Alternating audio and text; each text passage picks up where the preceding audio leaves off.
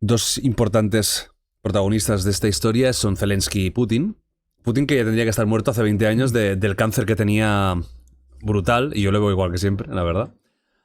Dices que Zelensky está rodeado ahora mismo de casos de corrupción, que se habla poco y que son importantes. Eso es una mala señal, evidentemente. Me gustaría que me hicieras un poco el perfil actual. Han pasado años desde que viniste, tanto de Zelensky como de Putin como dirigentes, porque al final esta guerra también muestra un poco cómo son ellos, ¿no? Empecemos, si quieres, por Putin. ¿Cómo lo estás viendo en este momento actual? Y algo que también tengo dudas, ¿no? Si pasara algo con él, ¿hay algún sustituto que suene con fuerza? Es decir, ¿hay algún heredero que claramente sería el siguiente? Porque al final no es una persona muy joven, se va haciendo mayor y puede pasar cualquier cosa, ¿no? Cuéntame un poquito primero de Putin. Mira, cualquiera que lleve analizando tiempo este conflicto te diría que considera a Putin una persona moderada. Porque evidentemente podría haber actuado, con los medios que tiene, empezando por las armas nucleares, podría haber actuado de una manera mucho más beligerante. O desde el principio haber puesto, incluso a muchos le ha dicho, oye, pero ¿por qué no has acabado con esto desde el primer momento? Haber puesto toda la carne en el asador y no estar con esta estrategia un poco de avance lento, avance eso, casi muy soviético, ¿no? De tipo rodillo, ¿no? Y todo el mundo coincide que si probablemente no estuviera Putin, sería todavía mucho peor. Todavía ser peor. Ahora mismo podríamos hablar de Medvedev, que recordemos sí, que fue alternaron ahí la presidencia y el puesto de primer ministro, pero no tiene el carisma ni de lejos que tiene Putin. Y luego podría ser algún general, pero en cualquier caso, no olvidemos que los propios comunistas que todavía siguen existiendo en la en Rusia, exigen también mucha más beligerancia y podría ser muchísimo peor. Así que eso es lo que considera todo el mundo. Es verdad que él es una persona muy astuta, que vemos unas declaraciones que hace normalmente muy inteligentes, sabe también muy bien cómo jugar con las palabras.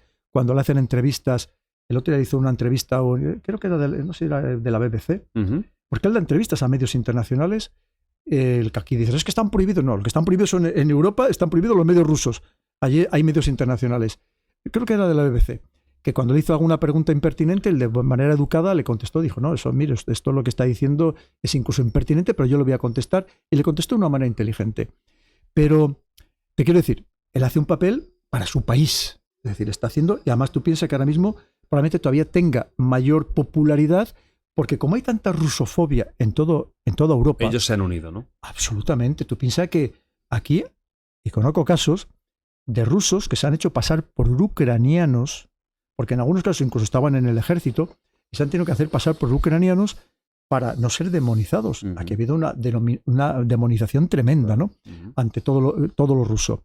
Bueno, de hecho, tú sabes, en Málaga estaba este famoso, el museo, ¿no? Ruso, que yo no he estado, pero todo el mundo me decía que era una joya, está cerrado. Cuando fíjate si había rusos en toda esa zona, ¿no?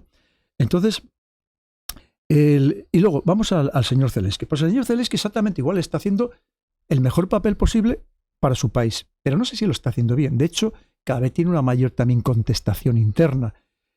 Ahora mismo ha variado, tiene lógica.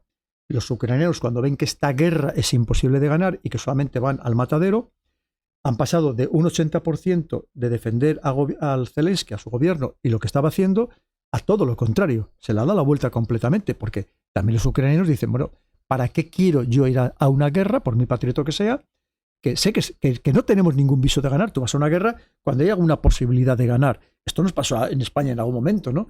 Con las guerras que al final no quería nadie, y el que podía y el que tenía dinero para pagar, pues no iba a la guerra, ¿no? Eso nos ha pasado exactamente igual aquí. Entonces, y luego tú piensas que él está muy en manos de... Le tiene ahora mismo como suele pasar, le han hecho un héroe. Le han hecho un héroe, se le está tapando las vergüenzas por buena parte de los medios europeos, pues hasta que de repente cambie la tortilla y de repente nos empecemos a conocer pues todos los escándalos relacionados con él, que empieza a haber muchísimos rumores con él y con todo su entorno. Y por otro lado, lo que te decía, que él ahora mismo pues tiene un problema muy grave, que es que como se le ocurra pactar lo más mínimo con Rusia, al primero que se lo cargan es a él.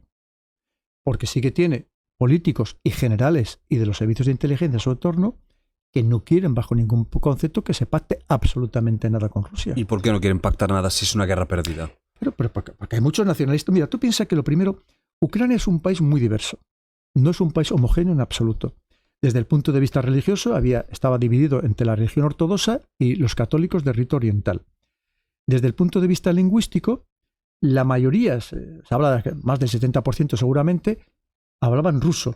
Algunos como lengua materna, como era el caso de Zelensky, que la hablaba como lengua materna. Pero si luego vamos, y no tenía nada que ver la parte oriental, es decir, la parte próxima a Rusia, que es donde estaba además toda la zona del Donbass, por ejemplo, el tejido industrial, que ahí todos hablaban ruso, muchos de ellos étnicos rusos, que además con muchísimos matrimonios mixtos, que toda la parte occidental, la parte de las estribaciones de los Cárpatos, que es donde hablaban ucraniano, y que claro, no quieren saber nada de Rusia. Es decir, que era un país tremendamente heterogéneo, muy dividido, y además no tenía nada que ver tampoco el mundo rural, casi en algunos casos muy abandonado, y no tenía nada que ver con las grandes ciudades como podía ser Kiev. No tenía absolutamente nada que ver. Y luego también era un país donde había profundas desigualdades. Ya digo que yo me he recorrido el país, estuve en Kiev, y una cosa es el centro-centro, que había coches hiperfabulosos, todos los comercios, pues, tiendas de estadounidenses, de origen estadounidense, y luego salías un poco de fuera de ahí y veías una pobreza también muy grande. Entonces, ¿qué pasa? Que hay una parte del país que evidentemente sigue muy enfrentada con Rusia, que son muy nacionalistas ucranianos, que han ido además prohibiendo el idioma ruso, los medios rusos, porque ahí está prohibido hasta el Partido Socialista, que es muy curioso que aquí el Partido Socialista lo apoye, ¿no?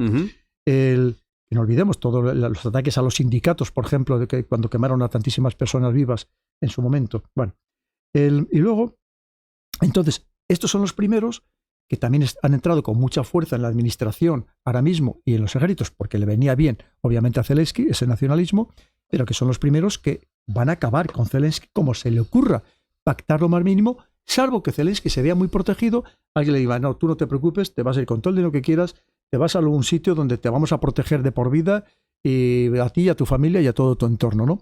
Pero ahora mismo se está jugando también el tipo. Es que está en una situación muy complicada, realmente complicada. Y como aquí ve que viene, que se le recibe con la alfombra roja como un gran líder en portadas de revistas y que claro, se le está protegiendo, pues de momento está aguantando esa situación. ¿Hasta cuándo? Pues probablemente hasta que se le retire ese apoyo, que veamos que Estados Unidos, al menos parcialmente, se lo está retirando.